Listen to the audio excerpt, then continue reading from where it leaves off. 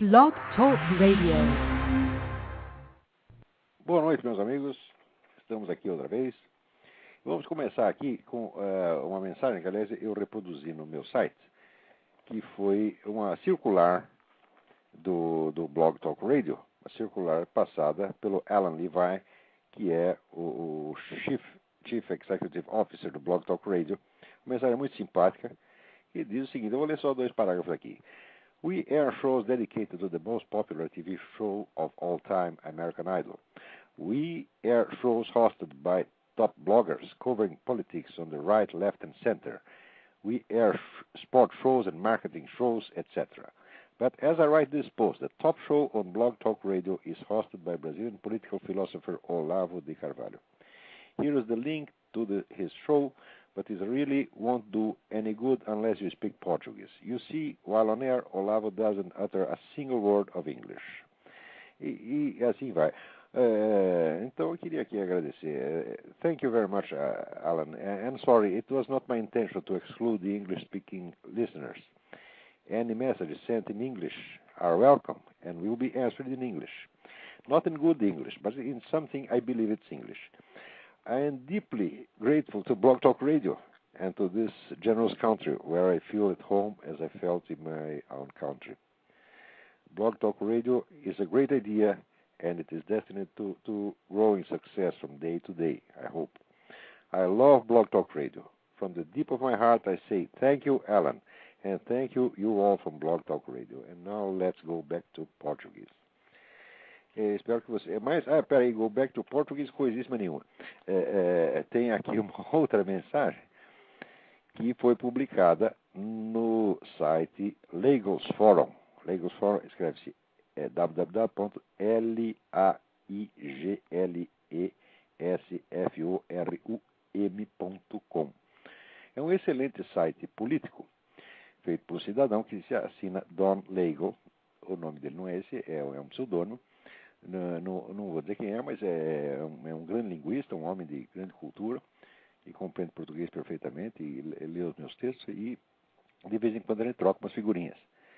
E como ele havia feito um esforço para divulgar os meus artigos, sobretudo aqueles que são de interesse maior para a atualidade política americana, eu escrevi um bilhetinho para ele agradecendo e dizendo que depois de observar ter estudado a questão da influência da mídia americana na formulação da política exterior americana desde o tempo da Guerra do Vietnã até agora, eu tinha chegado à conclusão de que a grande mídia americana, o establishment da grande mídia americana, era uma organização criminosa dedicada a destruir o país e a promover a glória de seus inimigos, né?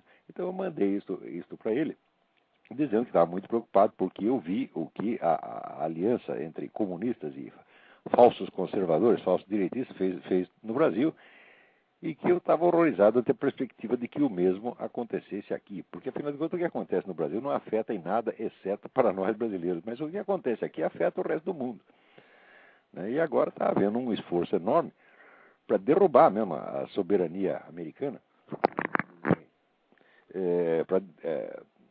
derrubar mesmo a soberania americana e entregar tudo para a ONU. Daqui a pouco nós vamos voltar a este assunto. Mas daí eu mandei essa mensagem para o Don e ele publicou, então, junto com as seguintes linhas. Eu vou ler uma parte aqui, mas vocês podem ler lá no Lagos Forum. Dear reader, it's my sincerest hope that you will come to love Olavo de Carvalho as he has loved you and your country and welcome him. É o meu mais sincero desejo que vocês venham a amar o Olavo de Carvalho como ele amou vocês e esse país e que vocês lhes deem as boas-vindas. Olavo is a brilliant and masterful writer and public speaker and reminds me so much of Alexander Solzhenitsyn. And by that I mean the historian and political activist Solzhenitsyn, who is still virtually unknown because we have ignored him too. Olavo é um brilhante e hábil escritor e orador público, e ele me faz lembrar muito de Alexander Solzhenitsyn. E com isso eu quero dizer o historiador e ativista político Solzhenitsyn, que ainda é virtualmente desconhecido, porque nós o ignoramos. I implore you to listen to Olavo and take him very seriously. He cares passionately about the United States more than many of us care about us. Eu imploro que vocês ouçam o Olavo e o levem muito a sério. Ele se preocupa apaixonadamente pelos Estados Unidos, mais do que muitos de nós nos preocupamos conosco mesmos. A syndicated writer appearing in various mainstream Brazilian newspapers, he had done everything in his power to warn of the impending debacle in Brazil, but to no avail. Colunista que é publicado em vários jornais da grande mídia brasileira, ele fez tudo o que podia para avisar quanto ao iminente debacle no Brasil, mas não adiantou nada. Now he is here and is attempting to play the catcher in the rye in his adopted country as well. The last best hope of mankind on earth. Agora ele está aqui e está tentando fazer o apanhador no campo de centeio. Essa é uma alusão ao livro do J.D. Salinger, que eu li na minha juventude e adorei naquela época. Não sei como gostaria hoje, mas... Agora, então o Olavo está fazendo aqui o Catcher in the Rye no seu país de adoção também, que é a última e melhor esperança da humanidade na Terra. I believe I know exactly how he feels because I sense that 12 o'clock is quickly approaching here as well as so much remains to be done. Yet for many it is Mardi Gras today, but tomorrow perhaps slavery for all. Eu acredito que eu sei exatamente como ele sente, porque eu percebo que a hora do meio-dia, quer dizer, a hora decisiva, a hora da decisão está rapidamente se aproximando e que ainda resta tanto por fazer. E, no entanto, para muitos aqui é terça-feira de carnaval. Mas amanhã talvez será escravidão para todos. Imagine if Ted Kennedy and Nancy Pelosi were given unlimited power here. That is comparable to the situation in Brazil today. The far-left President Lula has almost total power over the press, the legislature, and the military. He has tacitly approved the presence of the FARC in that country and treats these narco-terrorists, enemies of freedom, as friends and allies. Hugo Chávez is also one of his closest allies. E imagine se Ted Kennedy e a Nancy Pelosi obtivessem poder limitado aqui. Isso é comparável à situação no Brasil. O presidente de extrema-esquerda, Lula, tem poder quase total sobre a imprensa, a legislatura e os militares. E ele aprova tacitamente a presença das FARC naquele país e trata esses narcoterroristas, inimigos da liberdade, como amigos e aliados. Hugo Chávez é também um de seus mais próximos aliados. For the most part, the cowed Brazilian press no longer dares to print Olavo de Carvalho's columns. Na maior parte, a imprensa acovardada do Brasil não ousa mais publicar as colunas do Olavo de Carvalho. A few years ago, this dreadful situation was unthinkable. But Brazil ignored Olavo's wide admonitions and partied on. So did most of the rest of South America. And so one day the lights went out. O Brasil ignorou as sábias advertências do Olavo e ficou festejando. Assim fez o resto da América Latina. E assim, um dia, as luzes se apagaram. Let us do everything in our power to avoid making the same mistake here. If we take that misstep, I believe Reagan's prophetic words will come true, and we will take the first step into 1,000 years of darkness. God grant us wisdom. Façamos tudo o que está em nosso poder para evitar cometer o mesmo erro aqui. Se cometermos esse erro, acredito que as palavras proféticas de Ronald Reagan vão se tornar verdadeiras. E nós vamos dar o primeiro passo em direção a 1000 anos de escuridão. Que Deus nos dê sabedoria. Muito bem. Thank you very much, Don. Thank you for your kind words, and God bless you, not only for your words, but for your patriotism and your courage. And let's go back to Portuguese. Muito bem. Vamos ver o que está acontecendo aqui. Olha, a semana passada eu estava falando a respeito desse pessoal do PT, que há muitos anos está perfeitamente informado a respeito da ingerência das Farc nos assuntos nacionais, ingerência criminosa. Quer dizer, as Farc, primeiro, as Farc são os grandes distribuidores de cocaína no Brasil. Aquela quantidade que o Fernandinho Merabar mencionou, que ele trazia naquela época já 200 toneladas de cocaína por ano, é suficiente para endoidar o país inteiro. Tá certo? Isso está sendo descarregado anualmente no mercado brasileiro pelas Farc. Né?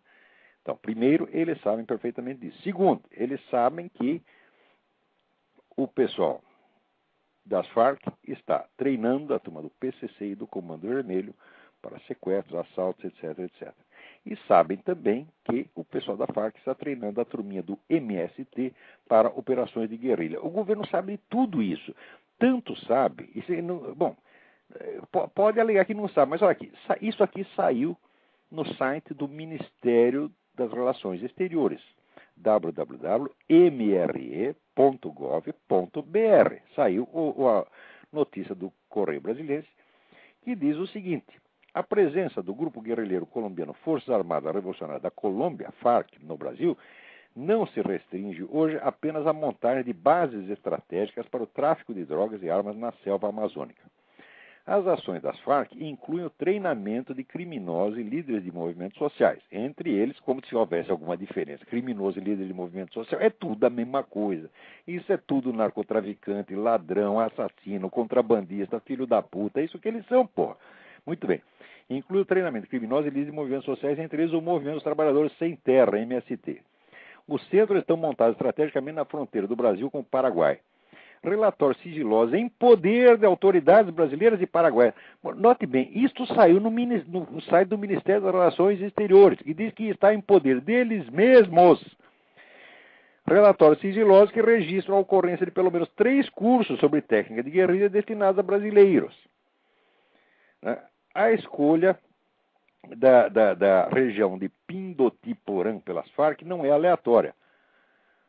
O local vem sendo usado há pelo menos 2 anos como ponto estratégico para o tráfico de maconha, cocaína e armas. É a mesma coisa do tempo do Fernandinho Beiramar. Daí ainda diz aqui, os levantamentos do Serviço de Inteligência Externa da Secretaria Nacional de Drogas, Paraguai, revelam que um dos locais utilizados como centro de treinamento das Farc no Paraguai é a fazenda do brasileiro Dioclésio Festa. O nome do cara é significativo, porque tudo isso é festa, né? Agora, de vez em quando o governo sai aí querendo mostrar serviço, nós prendemos não sei quanto corrupto, prendemos narcotraficante. A pergunta é, prendeu alguém das Farc? Tem alguém das Farc na cadeia? Não tem um, porque quando vai parar um que esteja ligado ao Farc, ao Almiro, ou a qualquer dessas outras organizações criminosas que fazem parte do Foro de São Paulo e que são sócias do PT, o que faz? O PT se mobiliza imediatamente para tirar os caras da cadeia, como fez com os sequestradores do Abílio Diniz, como fez com os sequestradores do Washington Oliveto e como fez agora com esse seu Olivério Medina, tá certo? Que se diz padre. Padre é a puta que eu pariu, não é padre coisíssima nenhuma. E pior é o seguinte, que até o pessoal da igreja fica apoiando o cara, ainda sabendo que ele está usurpando, tá certo? O título de padre Olivério Medina, se faz de padre, falso padre, porra! Até onde vai ter quanta baixeza, quanta covardia, quanta acomodação perante essa gente, isso aqui merece todo o nosso desprezo, não merece nem ser odiado, merece ser desprezado, porque tudo isso é mosquito, esses caras são um monte de cocôzinho, eles só impressionam pelo volume, tá certo? Porque se você juntar 10 trilhões de moscas fazendo cocô ao mesmo tempo, você produz o PT. Foi assim que a origem do PT foi essa. Né? Dizem que se originou no movimento do ABC. Não, foi cocô de mosca que juntou tanto que começou a falar. Daí, muito bem, muito bem diz aí o senhor Marco Aurélio Garcia, assessor especial de política externa da Presidência da República, durante o encontro de prefeito e vice-prefeito do PT, dizer o seguinte: todos aqueles que fazem parte do conjunto dos partidos trabalhadores são soldados de uma grande batalha. Tá certo? Daí dizendo, no passado algumas gerações lutaram muito solitariamente e hoje nós vivemos algo fantástico, que é um governo presidido por um operário e que desencadeou na América Latina um movimento que levou ao poder diversas forças progressistas. Olha, isso é quase tão bonito quanto aquele discurso do Lula, que acho que 15 de, não lembro se junho ou julho do dia quando foi 2005, que eu comentei no artigo do Diário do Comércio, no qual ele confessa como funciona o Foro de São Paulo, confessa que é uma organização oculta, clandestina, que eles disfarçam o que faz, confessa que tomava decisões secretas, já que o presidente da República tomava decisões secretas junto com o Hugo Chávez e Fidel Castro, essa putada toda, tá certo? Quer dizer, governava o Brasil sem dar satisfação aos brasileiros, dando satisfação só para os amiguinhos dele. Agora, diz o Marco Aurélio Garcia, que de fato foi o PT que desencadeou na América Latina um movimento que levou ao poder diversas que são forças progressistas. Forças progressistas eles não são progressistas, quer dizer que vai para o lado do progresso. Quer dizer, isso não é uma denominação objetiva, isso é apenas autoelogio, né? É progresso da merda, entendeu? Isso aqui é. Muito bem. Agora, naquela mensagem que as Farc enviaram ao último encontro do PT, à última Assembleia Geral do PT, a Farc também reconhecia que o PT foi o fundador, o criador, o mentor e fundador do Foro de São Paulo. Quer dizer, o PT e o seu Lula em particular são os mentores da Revolução Latino-Americana. Tá certo? Agora, para aí você ver como o Sr. George Bush está enganado de pensar que o Lula é o grande amigo dos Estados Unidos e que o Lula vai ajudar a parar, né, o Hugo Chávez, ajudar a amortecer essa ascensão do Chávez na América Latina. Vai ajudar coisíssima nenhuma. Vejam aqui, né? Aqui está publicado lá Nación. Menciona uma notícia do Globo que eu não li, mas ele diz aqui: o Diário Brasileiro, o Globo, indicou que apesar da disputa de liderança regional que propõe a Venezuela, o comércio e os investimentos justificam o interesse do Brasil pelo país vizinho. Ainda que se levantem vozes, especialmente na oposição, que pedem que o Brasil mantenha a distância de Caracas, os números mostram, no entanto, que a relação do Brasil com a Venezuela, especialmente no terreno comercial, está em plena expansão. Veja que coisa. Quer dizer, são dados daqui, da Câmara de Comércio Brasil-Venezuela. Quer dizer, que apesar de o Bush contar com que esse programa do etanol, não sei o que, ia afastar o Brasil da Venezuela, vai afastar coisíssima nenhuma. Hugo Chávez continua presente no Brasil. Hugo Chávez e Lula são a mesma pessoa, entendeu? Só você olha para um lado, parece um, do outro parece outro. Mas são a mesmíssima pessoa. Né? E o Chávez, então, está presente não só no Brasil, como continua dando palpite em tudo quanto é lugar. Quer dizer, ele já está moldando até o nosso carnaval, já usou o carnaval como instrumento de propaganda da revoluçãozinha dele. Né? Agora, na Bolívia, já comprou, o governo venezuelano comprou um semanário, comprou uma revista lá, que está publicando agora uma revista semanal que o pessoal, talvez o público nem saiba, mas é propaganda venezuelana. E assim por diante, está metendo o bedelho em tudo. Agora, veja, nessa mesma semana saiu aqui uma mensagem muitíssimo interessante, que me foi enviada aqui pelo Carlos Granier, mas é assinada pelo irmão dele, Marcel Granier, que é o presidente da RCTV, aquele canal de TV venezuelana que o Hugo Chávez quer fechar. Então diz aqui: as mostras de força, dignidade e inteireza que deram aos trabalhadores da RCTV e suas famílias nesses difíceis momentos me enchem de admiração e estima. É por eles e pela Venezuela, cidadão presidente, é uma mensagem dirigida ao Hugo Chávez, que continuamos firmes na nossa decisão de fazer com que se respeite o nosso direito de continuar operando, continuar funcionando. Na RCTV, há quase 3.000 pessoas que têm o direito de continuar trabalhando na mesma empresa onde escolheram trabalhar durante tantos anos. E há mais de 5.000 trabalhadores indiretos que têm direito a continuar em seu trabalho e seus negócios. Então quer dizer que o Hugo Chávez ele vai pôr na rua essas 8.000 pessoas porque ele quer fazer mais uma TV estatal, TV para puxar o saco dele. Quer dizer, é impressionante. Né? Daí prossegue aqui a mensagem. O senhor já tem o controle total da Assembleia Nacional. Não contente com isso, conseguiu que esse organismo lhe outorgasse poderes ilimitados para legislar e reformar a Constituição. O Poder Judicial está submetido constantemente à intimidação e à pressão do seu governo. Né? E hoje se busca, então, fechar o canal mais antigo de televisão venezuelana. Quer dizer, o negócio assim é uma calamidade. Como é que se deixou esse sujeito chegar lá? Agora, quem fez isso? Quem fez isso foi o Foro de São Paulo e foi o Lula, porra. Quer dizer, vai dizer que, existem... Isso é enganação, pô. A esquerda vive enganando as pessoas. Ela mesmo faz o crime, ela mesmo assume o outro lado, faz propaganda contra. Vocês vão ver daqui a pouco como é que funciona isso. Quer dizer, esse negócio de dizer a esquerda está dividida, isso aí era como o conflito sino-soviético. Isso é para enganar a trouxa. Faz de conta que está brigando, tá certo? Só para você ficar desguarnecido. Mas no fundo eles estão de pleno acordo. E Lula e Chávez é como é o conflito sino-soviético, é no soviético e China. Não teve conflito nenhum. Né? faziam de conta que estavam brigando, mas tudo briga de comadre. Na hora H eles estão juntos contra você. E aqui, eu não sei se o governo americano está realmente enganado quanto ao Brasil, ou se faz de conta que está enganado, porque está interessado, porque o presidente estaria interessado na integração latino-americana, porque ele, como um membro do CFR, tá certo? Ele também está interessado na tal da Comunidade Norte-Americana, né? Que é a liquidação total da soberania norte-americana e a dissolução numa unidade que se chamaria a Comunidade Norte-Americana, que juntaria o México, o Canadá e os Estados Unidos. Agora, vocês viram que coisa impressionante. O porta-voz da Casa Branca, Tony Snow, disse que a comunidade norte-americana é um mito. Mas que cara de pau!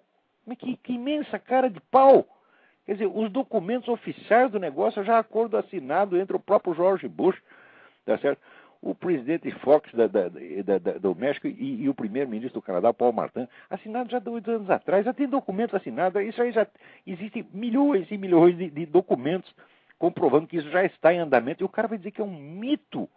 E daí imediatamente aparece, a imprensa puxa saco, né? Aqui um tal de Philip Dine, escrevendo no St. Louis Post-Dispatch, afirma que a comunidade norte-americana é baseada num rumores da internet, e que tem os poucos grãos de verdade que levaram pessoas a uma conclusão sem fundamento. Ora, como conclusão sem fundamento, isso não é um raciocínio, isso é um fato. Quer dizer, os documentos atestam que a coisa já está decidida. Quer dizer, já está decidida, já está em avançadíssima fase de implantação, tá certo? E agora, dificilmente isso vai voltar atrás. Você verá agora, por exemplo, quer dizer, não é só isso. Quer dizer, você tem a comunidade norte-americana, você tem o Tratado da Lei do Mar, que está sendo imposto pela ONU, que vai praticamente tirar a soberania dos Estados Unidos sobre a sua própria área marítima, tá certo? E você tem essa lei da anistia para os ilegais, que vai fazer um rombo aqui no território americano. Isso aqui vai virar casa de mãe Joana, onde pode entrar cada um. Quer dizer, isso aí é para acabar. Agora, parece que o presidente Bush, que todo mundo diz que é direitista, nacionalista, etc., ele está trabalhando exatamente para o contrário. Ele está querendo acabar tudo, porque ele é a favor desse negócio da anistia para os ilegais, ele é a favor da comunidade norte-americana, tá certo? E parece que ele é a favor do Tratado da Lei do Mar. Quer dizer, o que mais falta? Você, com esses 3 itens, você acabou com a soberania norte-americana. Vocês, por favor, deem uma olhada no site Accuracy in Media, né? E procurem lá o artigo a respeito, escrito pelo meu amigo Cliff Kincaid. Tá? O Cliff Kincaid é um dos jornalistas americanos mais bem informados, mais sérios, mais honestos, corajosos. O sujeito fala as coisas na lata mesmo, né? Inclusive tem um debate com o presidente do New York Times, né, que ele botou o sujeito abaixo de merda, tá entendendo? Quer dizer, falou lá um monte de coisa, o cara não tinha resposta. No fim, foi que naquele debate meu com o João Pedro Stedler. O cara saiu batendo pezinho, dizendo, se eu soubesse que ia se tratar assim, não vinha aqui. Né? Então, procurem no Accuracy in Media, é o aim.com.org. Bom, se não for .com, é .org. AIM, Accuracy in Media. E procura o artigo Last Stand for American Sovereignty, Cliff Kincaid. Leiam isso e vocês vão ver como essa identificação que o pessoal da esquerda brasileira faz aí entre o poder globalista e os interesses da nação norte-americana é uma mentira cínica. É uma coisa assim, não dá nem para imaginar, porque é 180 graus o contrário. Desse negócio globalista é todo contra o interesse norte-americano. Vocês veem, essa coisa, por exemplo, de aquecimento global. Né? Esse negócio de aquecimento global, isso aí foi inventado apenas para destruir a indústria norte-americana, para quebrar mesmo a soberania norte-americana. Por quê? O país que mais polui no mundo nos Estados Unidos é a China. E ninguém fala da China, ninguém reclama da China. A China pode continuar poluindo. Agora aqui, tá certo? Os caras querem fechar a indústria, botar um monte de multa para tudo quanto é lado. E no fim, o negócio é dizer reduzir em 80%. Se for reduzir em 80%, tá certo? As emissões aqui de gás da indústria, acaba a indústria, né? Então, os caras inventaram até isso para acabar com o negócio. E quem é que está fazendo isso? É o Al Gore, que foi vice-presidente da República, é George Soros, e assim por diante, essas fundações, Rockefeller, etc. E esse pessoal quer acabar com os Estados Unidos. Quer dizer, eles não representam o interesse americano de maneira nenhuma, eles estão contra os Estados Unidos. Tá certo? Eles estão tão contra os Estados Unidos quanto ontem estavam contra os Estados Unidos, o Hitler e o fascismo europeu todo. Ora, agora também quem está contra é esse Jimmy Carter. E Jimmy Carter, essa semana, deu uma entrevista dizendo que o presidente Bush é o pior presidente americano de todos os tempos. Mas, olha, o Jimmy Carter está dizendo isso por excesso de modéstia. Porque que eu saiba, o Bush, no pior momento da sua gestão, ele chegou ali nos 34% de popularidade. Mas o Jimmy Carter chegou a 22%. Quer dizer, o país inteiro, tá certo?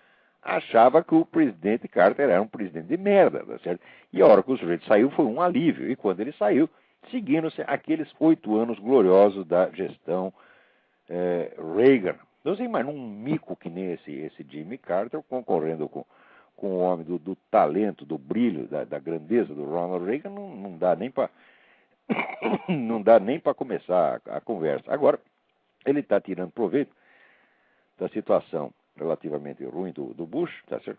Porque o Bush é um homem muito hesitante, ele faz as coisas para os dois lados. Para mim, é um homem profundamente misterioso. Eu cada vez entendo menos a cabeça dele, tá certo? Mas, justamente naquilo que ele está fazendo de bom, que é o negócio do Iraque, é aí que os caras vão falar mal. O resto eles não falam, né?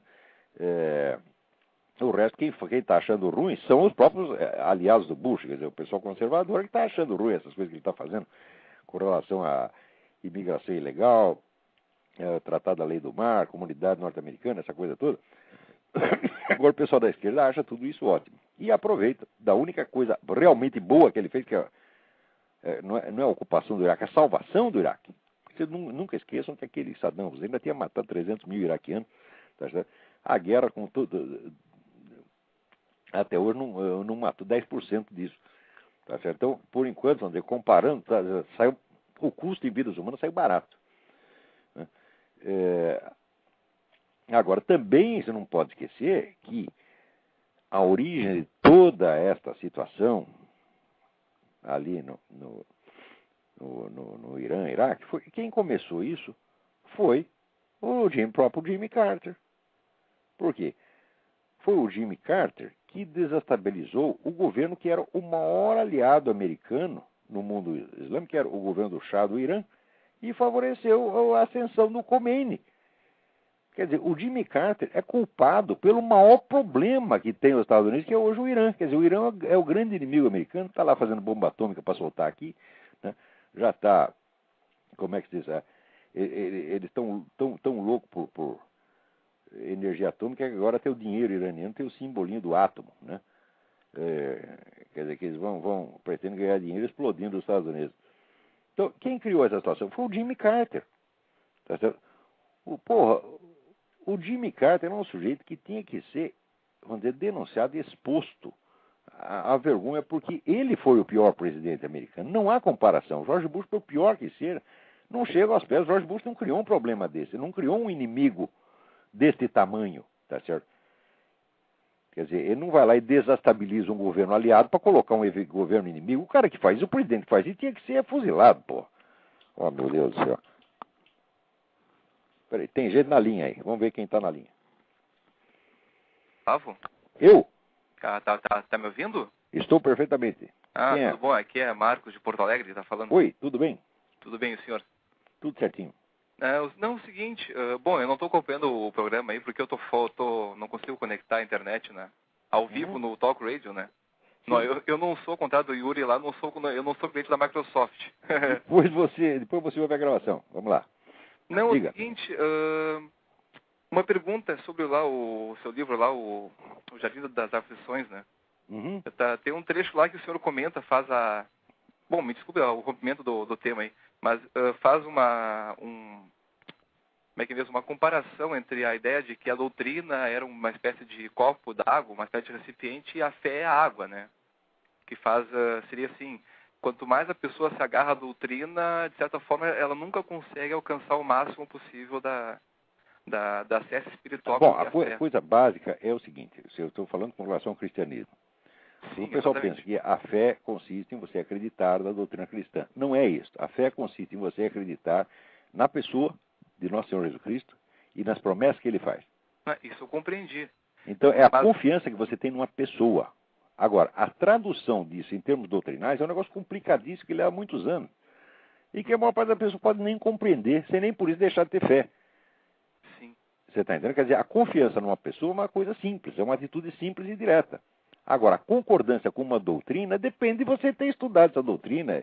Aliás, a formulação da doutrina pode ser muito problemática. Não existe formulação perfeita Uhum. de doutrina nenhuma. Você está entendendo? Sim, compreendi. Então, por exemplo, vamos supor, você confia numa pessoa. Né? Confia na sua mãe, confia na sua namorada, confia na sua mulher, confia no seu pai. Né? Agora, se eu perguntar assim, exponha no papel por que você confia. É complicado. É difícil, né? É difícil mesmo. Bem É complicado. da mesma coisa. Por que você confia em nosso Senhor Jesus Cristo? Não, confio porque ele fez milagre, porque ele me curou, porque ele disse isso, disse aquilo. Quer dizer, por mais que você diga, não expressa a coisa inteira. Tá entendendo? E, ademais, se a fé fosse confiar numa doutrina, tá certo? Quer dizer, aceitar uma doutrina, vamos dizer, por mera crença, seria uma imbecilidade. Uhum, sim. Não é isso? Ah, Então, você comentou isso. a doutrina é uma estrutura. Agora, o que enche essa estrutura de vida é a verdadeira fé, quer dizer, a confiança que você tem na pessoa do nosso Senhor Jesus Cristo. Uhum. Essa confiança, inclusive, vamos dizer, como toda confiança humana, ela é vacilante, ela sobe, ela desce, tá? Tem hora que perde. Isso, vamos dizer, a dúvida, o enfraquecimento da fé faz parte da dialética da própria fé. E volta com mais força depois. E volta com mais força. Mas e como qualquer confiança humana, o sujeito confia na mulher dele, não confia? Muito bem, mas de vez em quando ele está viajando, o cara foi lá para a guerra do Iraque, está lá por 2 anos, mas o que a minha mulher está fazendo nessa hora? Não é assim?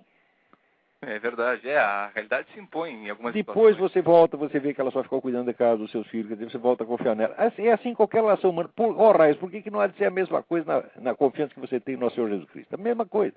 Claro, perfeitamente. Não, Agora, os caras imaginam, os inimigos da religião pensam assim, é a fé dogmática que você tem que reafirmar constantemente. Isso é na cabeça deles, isso é fantasia idiota, de quem não sabe. É como esse ignorante, esse Richard Dawkins, esse discípulo dele, esse que tem no Brasil, esse bando de cretino, tá entendendo? Esses caras, eles têm uma concepção pueril, porque são ignorantes, não sabem nada a respeito da religião e escrevem livros inteiros a respeito. Então eles imaginam, é a crença cega. Nós temos a razão, eles têm a crença cega. Fala, vai pra puta que pariu. Só é pra encher o saco. Eu queria fazer 2 perguntas com relação à ideia da acesso espiritual. Assim, o senhor fala lá o seguinte, que o indivíduo ele precisa ter uma disciplina espiritual muito rígida, inclusive até dolorosa, né? E daí o senhor fala de uma autoconsciência de um núcleo do espírito humano no qual constitui a personalidade humana, que seria, no caso, o motor da história, de certa forma, né? Então, eu queria fazer 2 perguntas para o senhor, assim. O que consistiria esse local no qual se desenvolve a autoconsciência e a personalidade? E outra, essa questão da autoconsciência é a questão básica do ser humano. A autoconsciência consiste em você contar para você a sua própria história honestamente. Tá certo? Esse que é o sentido do exame de consciência cristão, que é uma coisa que você tem que fazer todos os dias. Se você não faz... Né? Veja, o meu falecido amigo, quase meu guru, o Ronald Alfredo César Miller, dizia que você crescer, você se desenvolver sem você revisar constantemente as suas atitudes interiores, até você se candidatar a uma neurose, porque você perde o fio da sinceridade, tá entendendo? Quer dizer, muitas forças em torno de nós nos impelem, vamos dizer, a mentir, a trapacear, a representar papéis, às vezes até por uma habilidade, você não quer desgostar uma pessoa, e aquilo vai criando uma marca de falsidade, vai impregna um pouquinho de falsidade aqui, outro pouquinho, daqui a pouco você não sabe mais quem é você. Então é por isso que todo dia você tem que examinar e ver o que você fez, por que fez, você está entendendo? E você tem que recuperar, no meio dos vários papéis que você desempenhou, você tem que recuperar a sua própria voz, para você poder falar com a sua própria voz para o próprio Deus. Sim. Você está entendendo? Ainda mais um mundo complexo como o de hoje, né? Claro, e você só... Tem a experiência de Santo Agostinho mostra isso. Quer dizer, a verdadeira sinceridade só é possível se você souber que você está perante um observador onisciente a quem você não pode enganar. Porque se for, vamos dizer, apenas sinceridade para apenas os seres humanos, você sabe que você não pode falar do mesmo jeito para a sua mulher, para a sua filha, para o vizinho, para o seu inimigo. Você tem uma linguagem para cada um. Então, a gente nunca diz a verdade completa para nenhum deles. A gente só pode dizer a verdade completa no nosso próprio coração e para o próprio Deus, porque Ele sabe a verdade. Então, esse exercício de... O que a Bíblia quer dizer com esse caminhar diante de Deus? É o sujeito que está o tempo todo, tá certo? Dando para si mesmo o feedback do que ele fez diante de um observador onisciente ao qual ele não pode enganar. Esta disciplina, esta tem que ser uma coisa de ferro, a gente não pode ceder nisso aí. Esta é a disciplina que mantém a sanidade humana. Esta é, inclusive, a base da inteligência. Porque não adianta dizer o nego, tem QI 280. Depois tem QI 280, mentiu 3 vezes para si mesmo, já baixou para 12,5. Está entendendo? A inteligência é fruto do desejo da verdade. Se você quer a verdade, com toda a sinceridade, com todo o coração, você vai obtê-la. Está entendendo? Sim, entendi completamente. Então, esta é a base do negócio. Veja, e para o estudioso de filosofia e ciências humanas, isso é fundamental, porque a própria consciência dele é o órgão cognitivo do qual ele precisa para entender a conduta alheia e para entender o que se passa na sociedade humana. Quer dizer que se a lente interna dele está suja, melou tudo, ele não vai enxergar nada, vai só a fantasia. Quer dizer, o sujeito mente para si mesmo, como é que o homem que é falso pode captar a verdade? Ele só vai captar a falsidade. Então existe uma disciplina ascética da inteligência, que é essa disciplina da sinceridade. Não precisa necessariamente ser praticada no contexto religioso. Tá certo? Porque às vezes até praticar veja, o sujeito a praticar confissão no contexto religioso, às vezes serve até para ele escapar da verdadeira sinceridade. Porque ele pensa, eu vou lá, confesso meia dúzia de coisas para o padre, fica tudo limpo. Então não é assim. Assim como a doutrina, no caso. Claro. Quer dizer, os rituais e a doutrina é a mesma coisa, é uma coisa altamente falsificável. Claro. Então tudo isso não adianta nada. Eu não sou contra nem a doutrina, nem contra os rituais, mas isso aí, pensando bem, é nada. Porque quando o Cristo diz, não adianta você ficar, vamos dizer, orando com a boca. Você tem que orar o que ele diz? Note as palavras. Ele diz, orai em espírito e em verdade. Será que a pessoa não entende? Quer dizer, em espírito, é de você para você mesmo, no seu pensamento, na sua consciência. E o que é para você ficar fazendo essa coisa? Você tem que lembrar os seus atos todos, não é só os pecados. Você tem que tomar consciência de si, ver o que você fez e retomar a sua sinceridade depois de você ter mentido para si mesmo e os outros. Você reconquistar o seu coração diariamente, você reconquistar a sua voz, reconquistar a sua sinceridade, reconquistar a sua vida, porra. Tá entendendo? Isso é uma coisa mais maravilhosa que existe no mundo. Agora, esses cretinos que não entendem a religião, eles pensam não, que aquilo lá é acreditar numa doutrina e ficar repetindo aquela porra por mera crença. Ora, porra. Fundamentalismo versus ciência. Mas isso é uma coisa de animal. O cara que... Olha, dá vontade, eu não vou nem responder, eu vou encher a sua cara de porrada, vou bater em você, não vou explicar porque estou batendo, tá entendendo? Eu passo o resto da vida tentando adivinhar porque que apanhou, tá entendendo? Se não entender, até amanhã vai apanhar de novo, porra. Era assim que tinha que ser, porra. Não é possível, porque burrice de... Porra, o sujeito tinha que ter uma cota de burrice que o sujeito comprava, tá entendendo? Né? Sim. E daí, quando gasta aquilo, ele tem que pagar mais. Agora, como é de graça, os caras abusam, porra. E a gente tem que aguentar, não é saco humano que aguenta esses caras, porra. Né? É difícil discutir mesmo. E todos fazem uma interpretação muito literal das palavras sagradas. Não, e de interpretação materialista, grosseira, absolutamente grosseira, estúpida. Né? É complicado. Bom, eu não tenho muitas armas para poder discutir em termos eruditos. Não discute. Começa assim, você já manda tomar no cu logo, porra. Não tem que discutir, não perca seu tempo discutindo. Não deixe que palavras maliciosas confundam você. Está entendendo? Porque a coisa mais fácil do mundo é você montar raciocínios, né? E vir com aquela famosa... Como é que você explica? Como é que você prova? Vai tomar no olho do cu, porra. Por que é sempre nós que temos que provar as coisas? Os caras nunca têm que provar nada. Mas homens de ciência deveriam saber, né? Deveriam provar alguma coisa. Ciência é uma pinóia, não é nada disso. Eles nem sabem o que é ciência, ficam arrotando ciência aí, pô.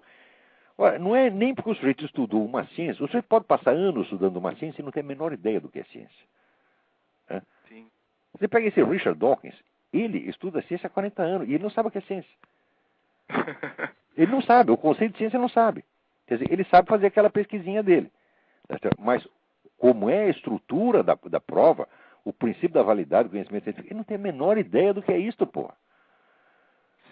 Ele não tem mesmo, isso aí é que nem... Você não é capaz de ensinar um macaco a dirigir um automóvel?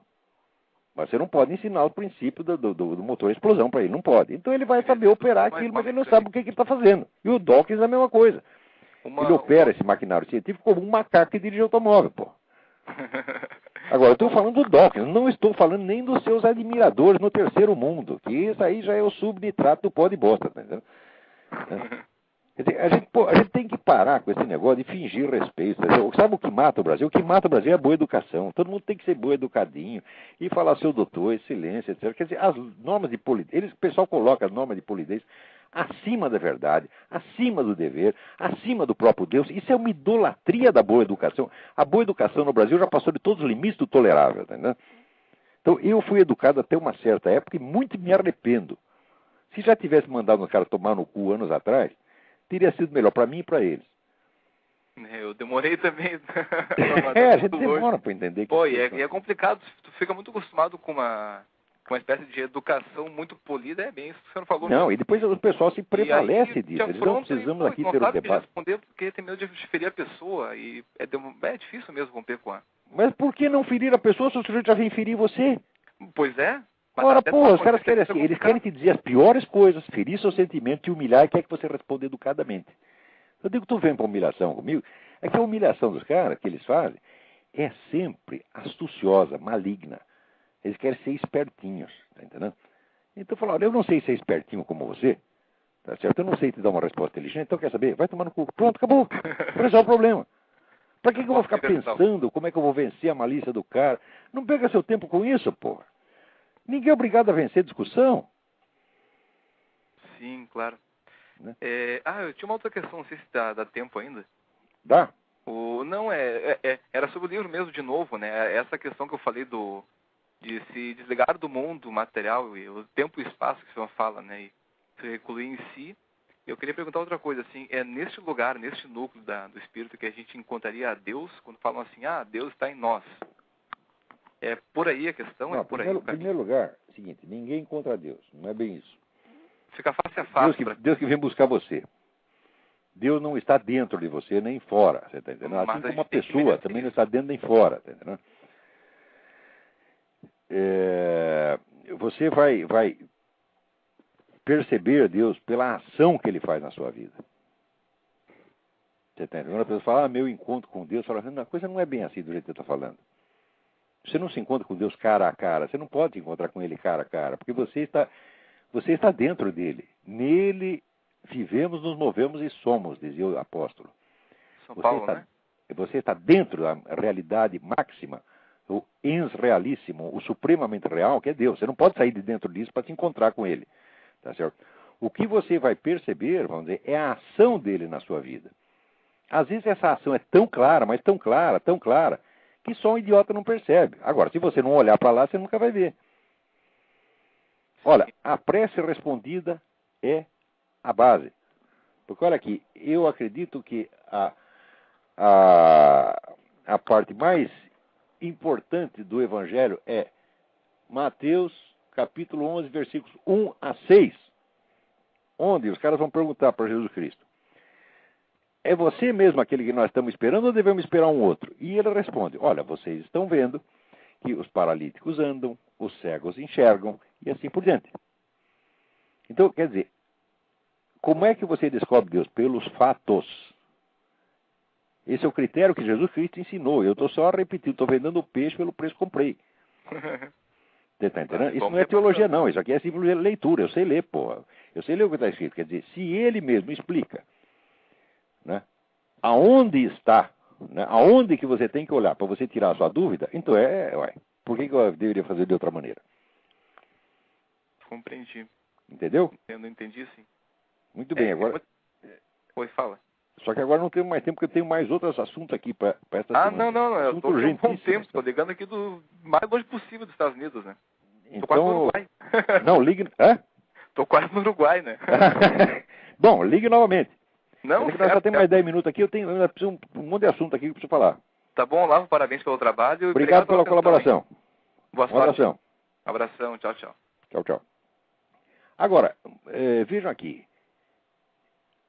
Eu publiquei essa semana esse artigo sobre esse picareta-mor do Al Gore, né, e esse movimento dele, né, ele e Xuxa, sabe que são os maiores climatologistas do universo, Al Gore e Xuxa. Né, com eles ninguém pode.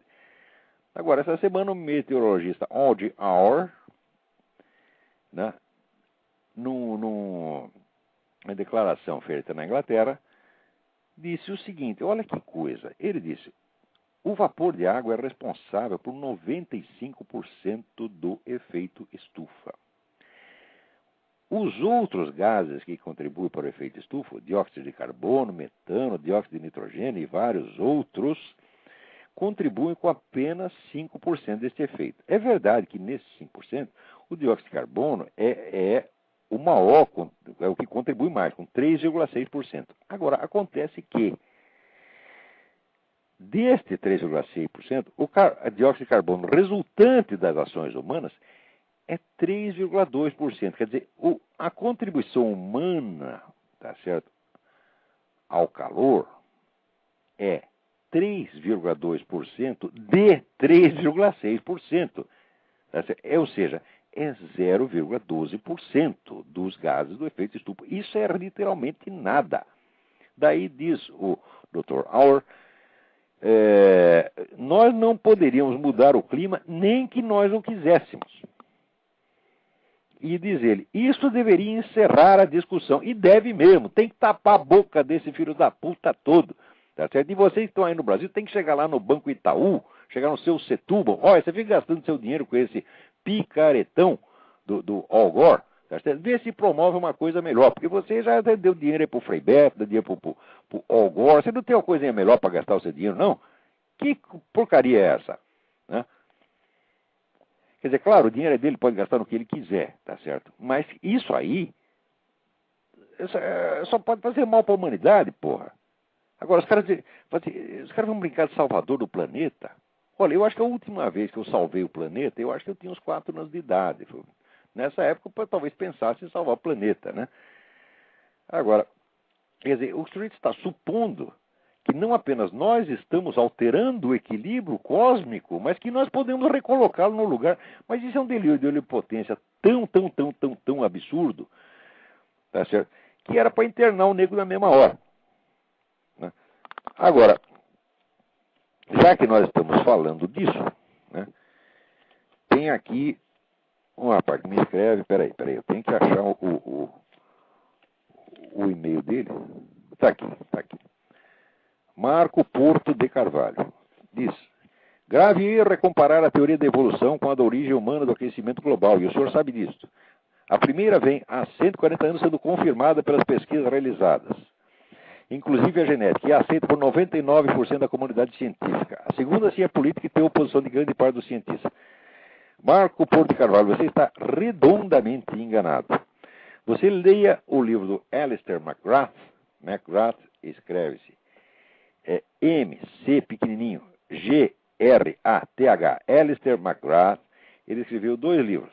The Dawkins Delusion, que é a resposta a God Delusion do Richard Dawkins, e Dawkins God, o Deus de Dawkins. Nesses livros, ele dá as últimas pesquisas feitas a isso. A divisão entre os cientistas está na base de entre 40% e 50%. Tem pelo menos 40% dos cientistas não aceitam a teoria da evolução. Só que este dado não sai por aí, porque a mídia popular é 100% evolucionista. Tá certo? Tem gente de primeiríssimo plano. O primeiro, vamos dizer, o príncipe dos anti-evolucionistas era o prêmio Nobel de Biologia, Jean Rostand, que ele sempre fez uma gozação com a teoria da evolução. E assim como ele, tem inumeráveis outros. Agora, se você pega um sujeito que está cheio de PhDs, né? E tão logo ele fala uma palavra contra a teoria da evolução, você nega o estatuto profissional dele, então aí não vale, aí atrapassa. Mas é exatamente isso que faz, é isso que a mídia faz. E tem gente como você que acredita que 99% da comunidade científica aceita teoria da evolução. Isso é simplesmente mentira. E vender essa mentira você comprou. Tá certo? Agora, eu pessoalmente, eu não sei se houve evolução ou se não houve.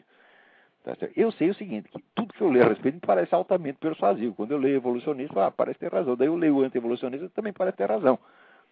E o simples fato de ser assim, já significa que é uma pretensão criminosa você querer encerrar o debate. Dizer, não pode ter mais debate, nós já temos consenso. Você tem consenso de metade, pô, a outra metade está contra.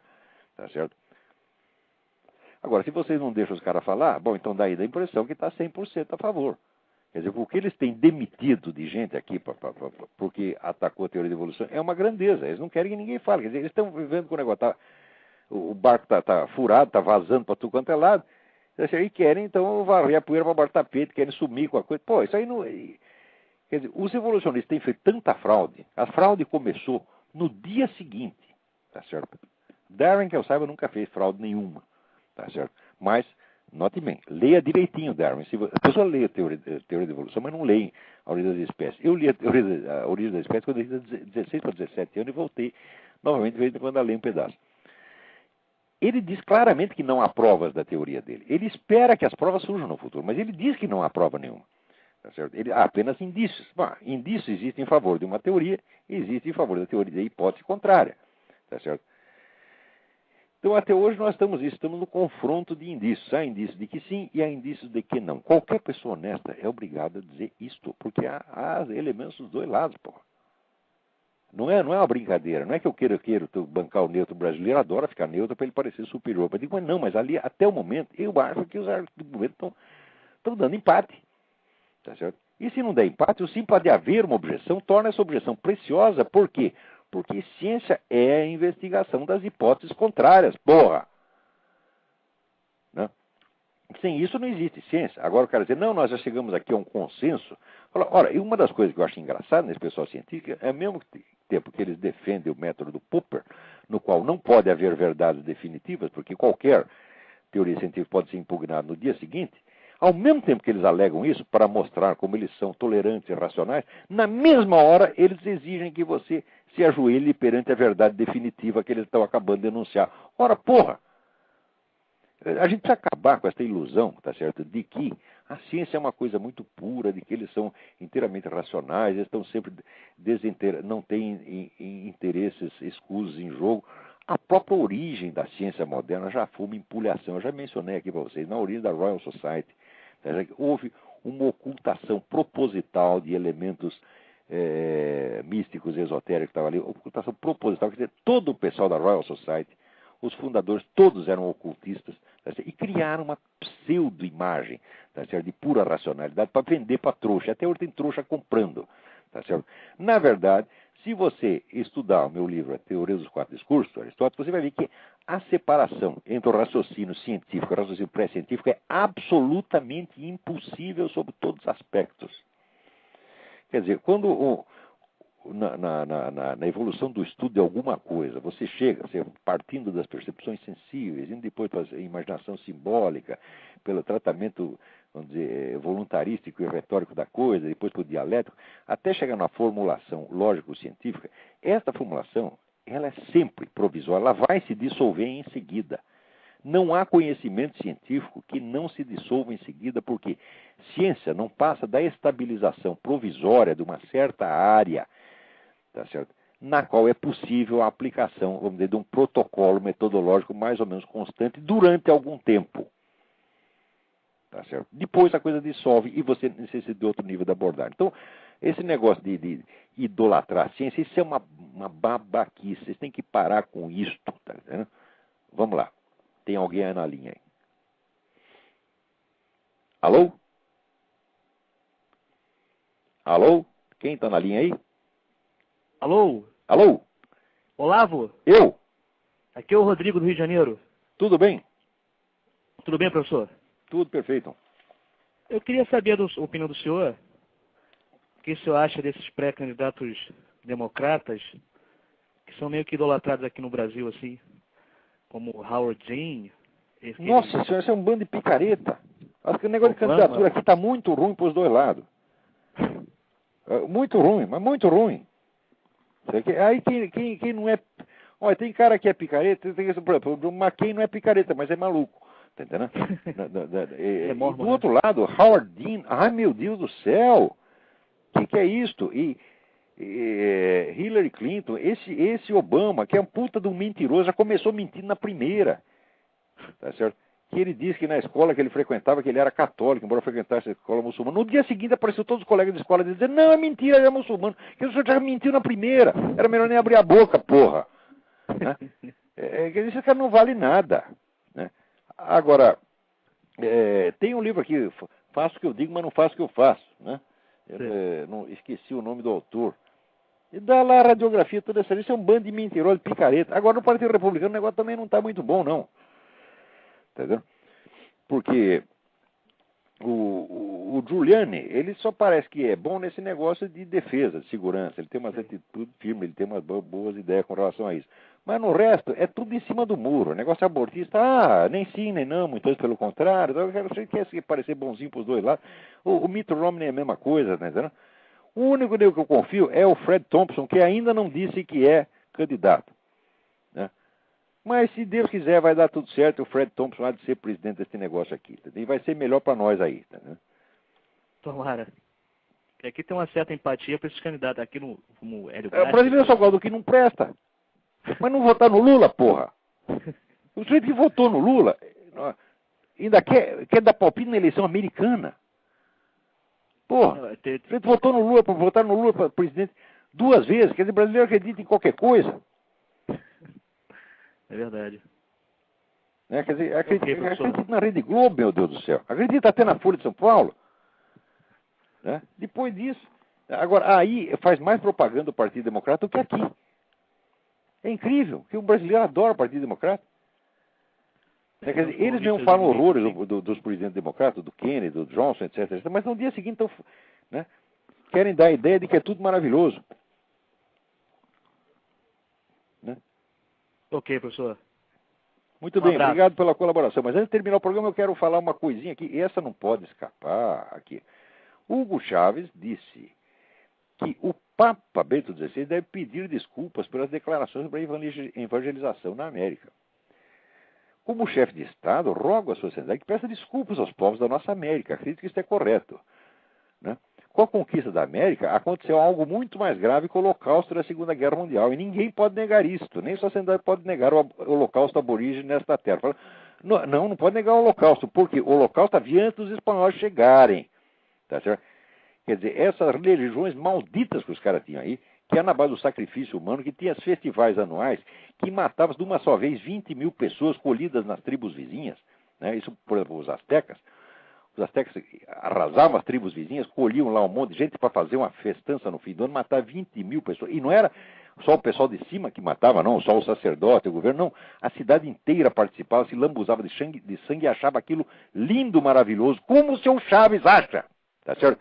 Os espanhóis acabaram com isso à força e tinha que acabar mesmo. Isso aí, essas culturas eram como cultura nazista. Essa cultura tem que acabar. Ou então nós vamos dizer, nós não podemos acabar com os campos de concentração porque isso é cultura nazista, vai desrespeitar.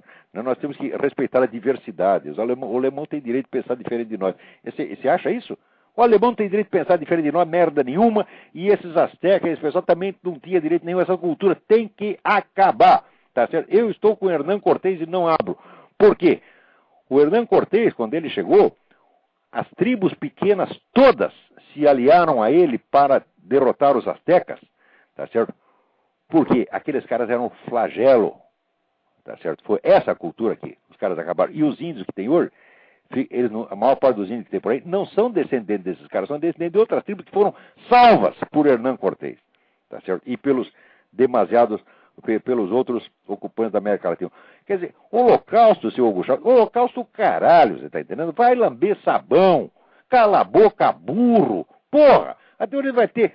Pô, eu queria um dia encontrar esse Chaves, que diz que o cara fala grosso, vai falar grosso da puta que eu pariu, que você é um cretino, semanalfabeto, mentiroso, metido, pô, cala a boca, burro. Tem gente na linha, será que ainda dá tempo? Dá tempo mais 2 minutos. Vamos lá. Alô, Olavo? Alô, quem é? Alô, Olavo? Eu?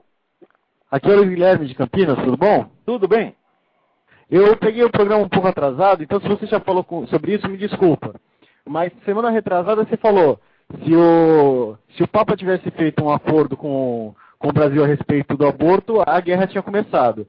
Ele não só fez um acordo, como chegou no avião e já estava falando de aborto. E aí, a guerra começou ou não? Eu não sei que raio de coisa que ele falou pro Lula, porque o Lula mudou magicamente, você viu?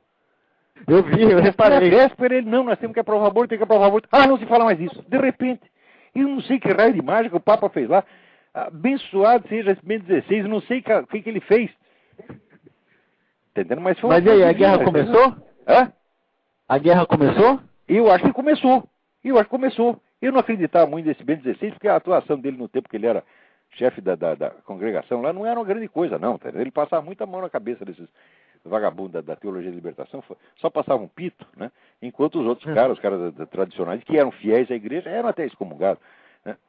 Esse aí me pareceu um protetor da teologia da libertação, mas agora o homem está tomando umas atitudes de macho mesmo. Que Deus abençoe, que Deus ilumine o reinado desse homem. Tá certo, obrigado, Olavo. Agora com o Lula, parabéns pelo programa. O que ele fez com o Lula, porra? Maravilha, foi uma maravilha. Então, parabéns pelo programa, Olavo. Continue sempre com esse excelente programa. Muito obrigado pela resposta. Brigadão. Então, bom, ainda tem mais tanta coisa aqui para falar. Puta vida, mas não vai dar mesmo, não vai dar. Então, acabou o nosso tempo.